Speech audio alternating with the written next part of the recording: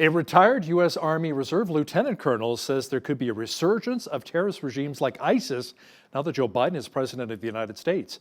To talk about this in more detail is our political reporter and our foreign affairs expert, Lisa Daftari, joining me once again from Los Angeles. Lisa, Tony Schaefer says there could be more conflicts in the Middle East as well, with Biden in and Trump out. Why is that? Yeah, he really outlines three places in the world, which I'm sure many people can guess where those places are, where Biden will have a challenge. I don't know if the Biden administration would consider it a challenge, given that their approach to foreign policy is very different from the Trump administration. Not only is it different, but has a very stark different perception to world leaders. And for that reason, we have many of our adversaries celebrating the fact that Trump did not win re-election. So those three areas are the Middle East, Russia, and China. And for the Middle East, he believes that the Islamic State will have a reemergence because there is no serious patrol. There is no world leader like the United States, the way that the Trump administration was extremely forceful against terrorism, against So the putting fear out is gone, I guess, right? A lot of the fear. exactly the fear, the respect, the leadership, all the words that the Donald Trump administration represented. And a very large departure from that would be the Biden administration that is so far looking as though they're doing a bit of an apology tour, similar to what we saw in the Obama administration. Now, the Kurds are warning of growing capabilities of ISIS in Iraq, Lisa. Baghdad and the Kurdistan regional government have yet to come to an effective joint mechanism on how to govern disputed areas.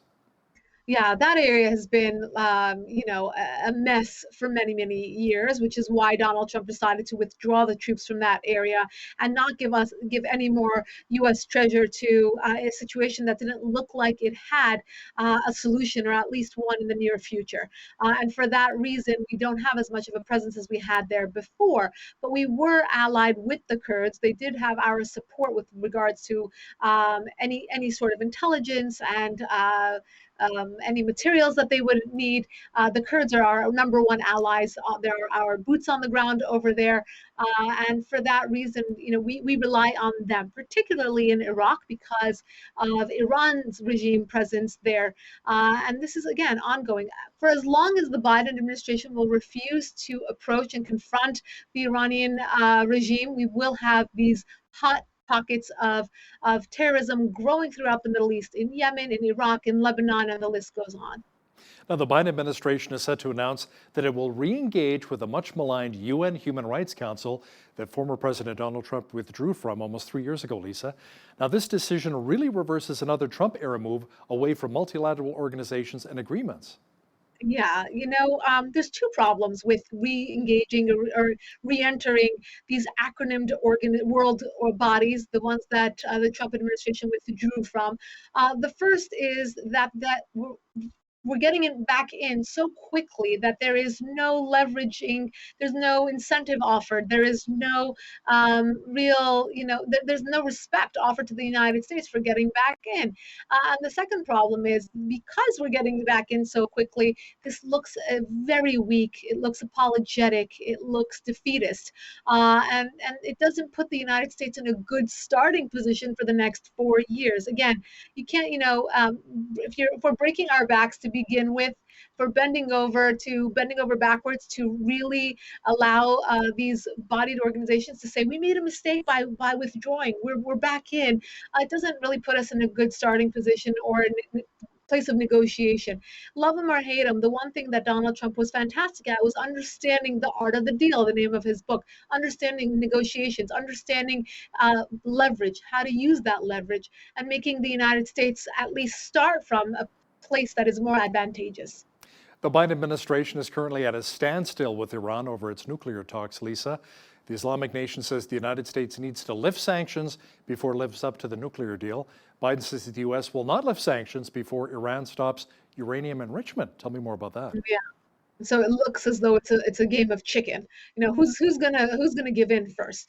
The Iranian regime thinks they have a friend in the Biden administration. They believe that people like John Kerry and Hillary Clinton and now Joe Biden are so eager to get back into the Iran nuclear deal that they're the ones calling the shots. So they say, lift the sanctions, and then we are the ones who have the upper hand. So we will get back into the deal. The Biden administration says, look, the facts on the table are too egregious. We can't overlook them. We're not going to get back into the deal until you stop your enrichment of uranium, which you have flouted, which you have bragged about for so many years. So again, one is waiting for the other. But the bad news is that it looks like both sides will try to move towards an Iran deal, which half the country, many of the Republicans have, warned against. The warming of ties with a terror regime like Iran, if we lift our foot off of their necks, we will have a much worse situation with regards to human rights abuses there, with regards to the export of world terror, and the list goes on. And the not least of which is their continued weapons program. Lisa, a court in Paris has convicted the French government of not upholding its commitment to the Paris Climate Agreement. Now, the court Uh, ruled that the state has displayed non-respect of its engagements to combat global warming, and the director of Greenpeace in France naturally calls this a historic win for climate justice. How ironic, the Paris Climate Accord, and France didn't live up to it. First of all, I think it's funny that they call it climate justice. It has its own little name. One of the social justice brackets is climate justice. Look, the people who are so gung ho. Look, I'm not, going to say that it's false. It's not. It's science. It's true. There is global warming. Fine. Is it a priority? We'd have to have this a longer debate about it. But for those people who call this a priority, who vote on climate justice, who are so gung ho about this. Look at the case of France, for example, a country that has flouted this, and they have really worn this on their sleeve to say we are such proponents of this. It's like the people who eat the salad at the restaurant but then go shove cake in their faces when they get home.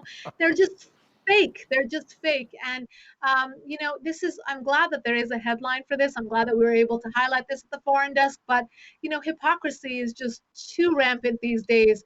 And if we could all agree on where things belong in the hierarchy of importance, first of which getting rid of this pandemic and getting people back to health, then we'd be in a better world. We'd be in a better situation to tackle these challenges of our time. And get people back to work at the same time as well. Save our small to medium businesses, right? Now let's discuss the latest with the Myanmar coolies. Tens of thousands joined in some of the largest protests since 2007. Internet access has also been restored as the protests continue to grow.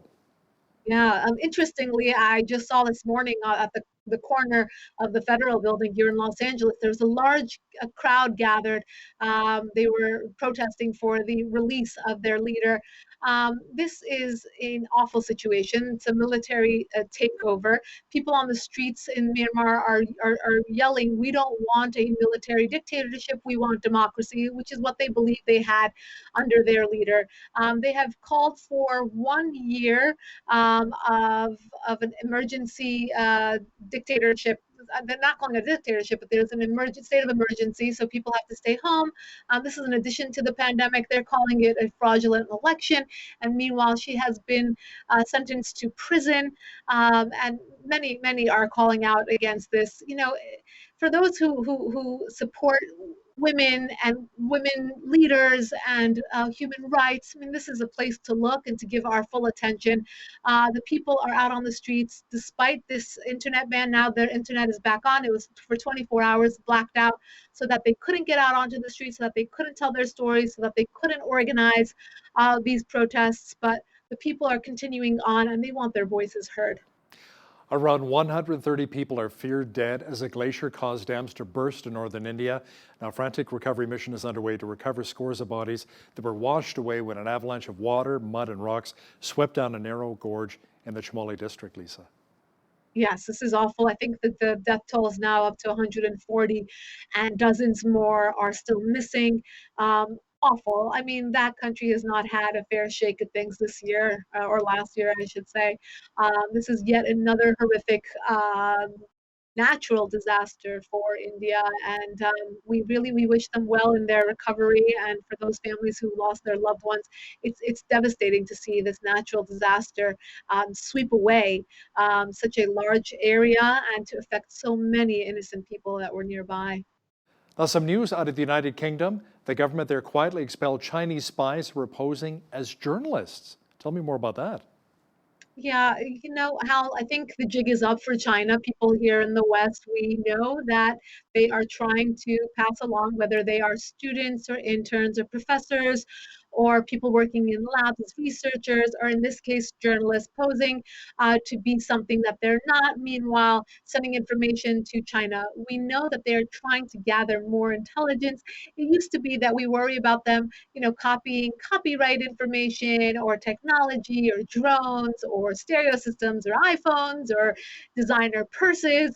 And now they are here on the ground in places like Canada and the United States and the UK, all over Europe, trying to really wiggle their way in to get as much information as they can. This is the soft war that they launch to really infiltrate different parts of the world, and in other parts of the world that are more needy and vulnerable, they exert their influence in other ways where they give them infrastructures and running water and electricity and the internet, and in exchange for their influence and their eyes and ears. And this is the way that they're taking over. The Chinese mean it. They want world dominance. And this is a huge wake up call. I think while the world is dealing with COVID and really turned inward, they have turned outward and they are extending their tentacles everywhere. This case in the UK, it's not an isolated case. I think there will be many, many more cases like this. I know in the United States, we're picking up on interns in Washington, D.C. for congressional members and others. And I know that we're going to find many more copycat cases like this across the board. A new Israeli COVID-19 drug, which allegedly cured 30 cases of the virus, is being hailed by scientists as a huge breakthrough. Now, could we see doses making their way here to North America? Hopefully soon. I mean, this could be a miracle drug. The sample size has been small, but it's almost at 100% efficacy. Many people who had it, they tested people from moderate to very severe. Most 29 left the hospital 3 to 5 days after getting this medication, and the rest was a few days after that. So this is a protein that is used for treatment. This same doctor in this research lab in Tel Aviv, Israel, is the same one who came up with the breathalyzer that was another type of treatment for something else. And he is extremely well known, extremely smart, and hopefully, if this is as promising as it sounds it could be, hopefully it could be used around the world very soon, so that the death toll can be curbed. We can flatten the curve and be done with this. Lisa, let's talk about the Super Bowl for just a moment here. Tom Brady and the Bucs beating Kansas City Chiefs 31-9. Pretty exciting game, especially if you're a Tom Brady fan. Now, what's interesting about this, not only did the 43-year-old win his 5th MVP, his 7th Super Bowl ring, proving the Patriots ownership wrong, but now there's some controversy involving Tom Brady and the game, and it's nothing to do with the game? Tell me more about that. Yes, surprising, I should say shocking headline this morning about people on social media actually calling Tom Brady a racist because he dared to win the Super Bowl during Black History Month. Where do you even start on that, Hal? It's horrific. It's horrific. Let's just get back to the game. Let's get back to sportsmanship. Let's stop seeing color. When you see color like that, that's when you're a racist. When you see Tom Brady not as an athlete, when you see that team not for the individual colors and races and ethnicities and last names, but really as just football players, that's when we've done away with racism. In this case, we're seeing racism when we choose to pick out which player has which race and what skin color. It's horrific and really nauseating. Let them have the win. Let them, let the winner get the trophy. There's not trophies for everyone. There's not a trophy to you just because of your skin color. And really, more than anything, I think it would be a slap in the face to the Chiefs or to Mahomes if this were to be said about them, that they should get the win because of their skin color and not because of their abilities or talents as athletes. You know, more and more people need to watch the movie with Denzel Washington, Remember the Titans. You talk about a unified team, black, white, didn't matter the color. We're brothers in arms. It was an amazing movie. Our foreign affairs expert, Lisa Daftari, joining me once again from Los Angeles. Thank you, Lisa. My pleasure. On behalf of all of us here at Bridge City News, I'm Hal Roberts. God bless and thanks for watching.